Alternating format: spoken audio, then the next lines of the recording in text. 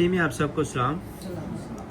आज हम पढ़ेंगे पतरस रसूल का 3रा बाब और उसकी 10 और 11 आयत। कलाम में लिखा है, चनाचा जो कोई ज़िंदगी से खुश होना और अच्छे दिन देखना चाहे, चनाचा जो कोई ज़िंदगी से खुश होना और अच्छे दिन देखना चाहे, वो ज़ुबान को बदी से और होंठों को मक्कर की बात कहने से बाज रखे, बदी से किनारा करे, नेकी को अमल में लाए, सुलह का तालब हो और उसकी कोशिश में रहे।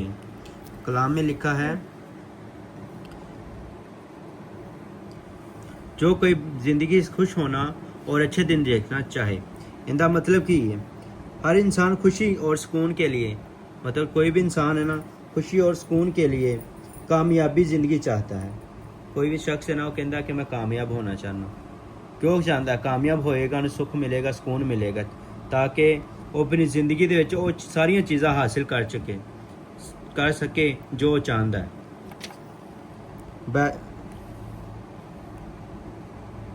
बल्कि आ जी अपन खुशी है अपने दुआ दे नाल नहीं हो सकती। है नहीं कि आप खाली दुआ कर लीए तो चलो जी पूरी हो जाए, नहीं। खुदा दा कलाम कहता है, अगर तू चाहना है ना कि तेरी ज़िंदगी दे खुश अच्छे दिन गुजरन और तू खुश रवें, तेन सुकून महसूस होवे और दुनिया की हर चीज़ तेरे को होवे, तेरे वास्ते अपन की करना है? रोज़े रखने चाहिए ने, दुआ करनी चाहिए बकायदा, खाली दुआ नाल। अगर आप खाली दुआ करे जाइए तो अपना ईमान ही ना होवे तो दुआ की करेगी। खुदा दे कलाम विच लिखिया है कि तुसी बिना नागा दुआ करो। जिहड़ा दाऊद नबी सी ना, वो दिन 7 दफ़ा दुआ करता सी। कलाम विच लिखिया है, बिना नागा दुआ कर। अपने कलाम के मुताबिक अपन 3 दफ़ा नमाज पढ़नी चाहिए जी रैगूलर है। अगर आप 3 टाइम नहीं 3 टाइम तो ज़्यादा ही पढ़ सकते हैं, लेकिन 3 टाइम तो घट नहीं पढ़ सकते, बल्कि आपां हर वक्त खुदा दे कलाम च लिखिया कि तुम्हें दिन और रात सिर्फ इसका ख्याल रहे। अगर आप अपने ज़िंदगी दे विच अच्छे दिन वेखना चाहते हैं ना, तो खुदा दे जेरे हुक्म ने, खुदा दा ये हयाते ज़िंदगी है, जेरा हयाती ज़िंदगी तो मुराद हमेशा की ज़िंदगी का कलाम है। इस तो बाद आप अगर जिसमानी तौर पर मर भी जाएंगे ना, तो यह जरा कलाम है ना, हमेशा अपन जिंदा रखेगा। खुदा दा कलाम कहता है कि जो कोई ज़िंदगी से खुश होना और अच्छे दिन देखना चाहे, वो ज़ुबान को बदी से और होंठों को मकर की बात कहने से बाज रखे।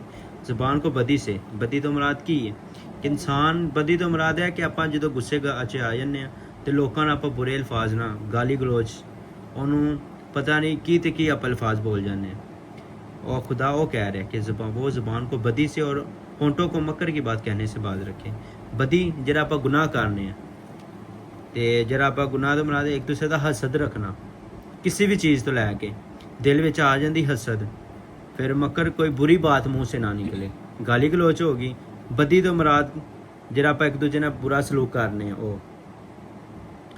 अगर खुदा कहता तुसी इन्हां तो बाज आ जाते हो ना, तो तुसी अपनी ज़िंदगी दे विच वो सारियां चीज़ां हासिल कर सकते हो, क्योंकि जो आप आहिस्ता आहिस्ता बदी तो बाज आवांगे ना, कलाम विच लिखिया है, जो आप इंसान दे आप सोचने हैं ना किस चीज़ अच्छे बारे कि असीं नेकी करनी, तो खुदा कहता, खुदा तुहाडे इरादियां नूं सोच नूं वेखदा है।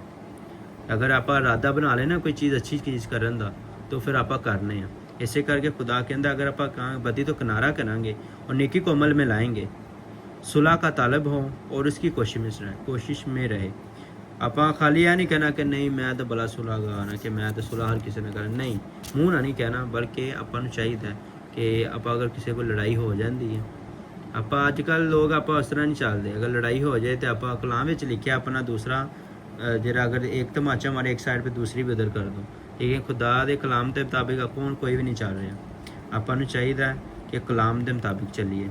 कलाम में लिखे है ना कि अगर तुम्हारे मुंह पे एक तमाचा मारे तो दूसरी साइड पे उधर कर दो। अगर आप उन्ना नहीं ना कर सकते तो चलो आप इंसान को ऐ ना बुरे अल्फाज ना कही अगों, चलो आप खामोशी नाल उन्होंने बर्दाश्त कर सकते। खुदा कहता अगर थोड़े ना जिन्ना भी कोई बुरा कर ले ना, बल्कि तुसी उन्होंने उनके वास्ते बरकत मंगो।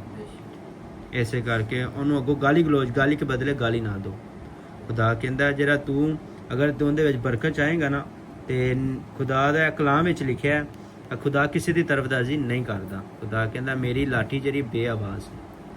अगर तुसी किसी ने बुरा सलूक करते हो ना, तो तुहानूं नहीं पता तुहाडे ते कितना कहर टुट सकता। इसे करके आपां नूं अगर किसी ने लड़ झगड़ भी लेने ना, तो जिन्नी मर्जी लड़ाई हो, अपनी अगली दुआ करन तो पहला आपां उहदे नाल सुलह कर लेनी चाहिए, ਕਿਉਂਕਿ ਅਗਰ ਸੁਲ੍ਹਾ ਨਹੀਂ ਕਰਾਂਗੇ ਤਾਂ ਆਪਣੀ ਉਹ ਦੁਆ ਜਿਹੜੀ ਆਪਾਂ ਕਰਨੀ ਉਹਦਾ ਕੋਈ ਫਾਇਦਾ ਨਹੀਂ। ਖੁਦਾ ਨੇ ਆਪਣੀ ਹਜ਼ੂਰੀ ਵਿੱਚ ਉਹਨੂੰ ਕਬੂਲ ਨਹੀਂ ਕਰਨਾ।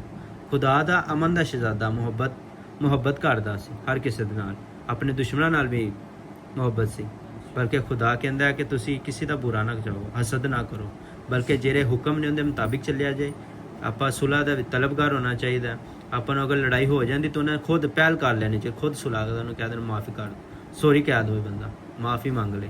ਖੁਦਾ ਕਹਿੰਦਾ ਅਗਰ ਜਿਹੜਾ ਝੁਕਦਾ ਨੂੰ ਜ਼ਿਆਦਾ ਫਲ ਲੱਗਦਾ। ਇਸੇ ਕਰਕੇ ਆਪਾਂ ਨੂੰ ਬਦੀ ਤੋਂ ਕਿਨਾਰਾ ਕਰਨਾ ਚਾਹੀਦਾ, ਗਾਲੀ ਗਲੋਚ ਤੋਂ ਵੀ। ਔਰ ਆਪਾਂ ਨੂੰ ਇਹ ਸੋਚਣਾ ਚਾਹੀਦਾ ਕਿ ਅਸੀਂ ਕਿਹੜਾ ਕੰਮ ਕਰੀਏ ਕਿ ਅਸੀਂ ਨੇਕੀ ਕਰੀਏ। ਆਪਾਂ ਨੇਕੀ ਦੇ ਵਿੱਚ ਰਹਿਣਾ। ਜੇ ਅਗਰ ਖੁਦਾ ਨੇ ਆਪਾਂ ਨੂੰ ਕੁਝ ਦਿੱਤਾ ਨੇ, ਇਸ ਮੁਕਾਮ ਤੇ ਪਹੁੰਚਾਇਆ, ਅਗਰ ਆਪਣੇ ਕੋਲ ਪੈਸਾ ਤੇਲ ਹੈ ਜਾਂ ਅਗਰ ਆਪਣੇ ਕੋਲ ਖਾਣ ਪੀਣ ਤੋਂ ਮੁਰਾਦ ਰੋਟੀ ਜਾਂ ਆਟਾ ਤੇਲ ਇਹ ਕਹਿ ਸਕਨੇ। ਅਗਰ ਕੋਈ ਆਪਣੇ ਕੋਲ ਆਂਦਾ ਜਿਹਦੇ ਕੋਲ ਖਾਣ ਪੀਣ ਨੂੰ ਨਹੀਂ ਹੈ, ਕੋਈ ਖੁਰਾਕ ਨਹੀਂ ਹੈ, ਅਗਰ ਉਹ ਆਪਣੇ ਕੋਲ ਮੰਗਦਾ, ਆਪਣੇ ਕੋਲ ਹੈ ਤੇ ਆਪਾਂ ਨੂੰ ਦੇਣਾ ਚਾਹੀਦਾ। ਕਲਾਮ ਵਿੱਚ लिखे ना, होठों को मकर की बात कहने से और बदी से किनारा करे और नेकी को अमल में लाए। नेकी ਨੂੰ ਅਮਲ 'ਚ ਕਿਵੇਂ ਲਿਆਵਾਂਗੇ? ਅਗਰ ਆਪਣੇ ਕੋਲ ਕੋਈ ਚੀਜ਼ ਹੈ ਜਿਹਦੇ ਨਾਲ ਦੂਸਰੇ ਦੀ ਮਦਦ ਹੋ ਸਕਦੀ ਤਾਂ ਆਪਾਂ ਨੂੰ ਦੇਣੀ ਚਾਹੀਦੀ, ਉਹਨਾਂ ਦੀ ਮਦਦ ਹੋਵੇ। ਇਸੇ ਕਰਕੇ ਆਪਾਂ ਨੂੰ ਖੁਦਾ ਦੇ ਕਲਾਮ ਦੇ ਮੁਤਾਬਿਕ ਚੱਲਣਾ ਚਾਹੀਦਾ। ਆਪਣੀ ਜ਼ਿੰਦਗੀਆਂ ਇਸ ਕਲਾਮ ਦੇ ਮੁਤਾਬਿਕ ਬਦਲਣੀਆਂ ਚਾਹੀਏ ਤਾਂ ਕਿ ਖੁਦਾ ਆਪਣੀ ਜ਼ਿੰਦਗੀ ਵਿੱਚ ਆਏ और आप जो खुदा को मंगिए अपन मिले और आप अपनी ज़िंदगी में सुकून महसूस करें। आज के कलाम के पढ़े सुने समझे जाने पे बड़ी बरकत हो। आमीन।